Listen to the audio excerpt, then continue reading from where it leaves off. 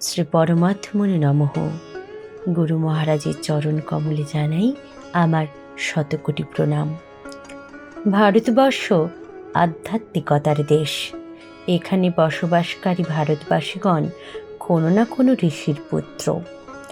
ভারত মাতার সন্তান আমরা। আর স্বয়ং কৃষ্ণ, তিনি আজন্মা হয়েও স্বয়ং পরমাত্মা।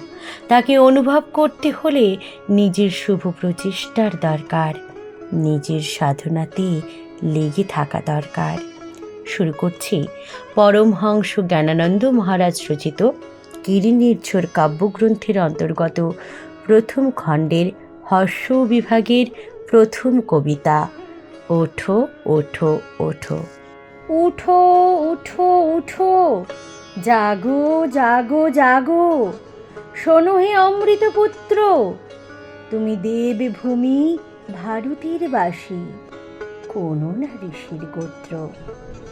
সনক সনাতন সনন্দন সনত কুমার, বশিষ্ঠ ব্যাস বিশ্বামিত্র, অগস্ত্য কর্দম গৌতম কপিল, কাশ্যপ ব্যাসদেব পুত্র। এরা সকলেই ব্রহ্মবেত্তা আর ব্রাহ্মণ কুলোদ্ভব।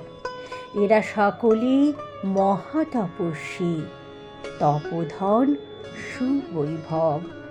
তাহাদের শত অনুভব কথা বিশ্ববাসীর জন্য, লিপিবদ্ধ সব বেদ পুরাণ ইতিহাস করে ধন্য।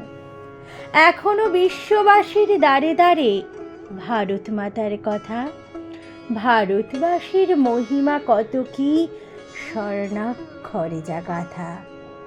আজন্মা হয়েও সে যে পরমাত্মা, করেও করে না কিছু। অনুভবাদির দ্বার খুলে দেখো, সে তোমার আগো পিছু। সে সত্য তার উদ্ঘাটনের তোমার শুভ প্রচেষ্টা।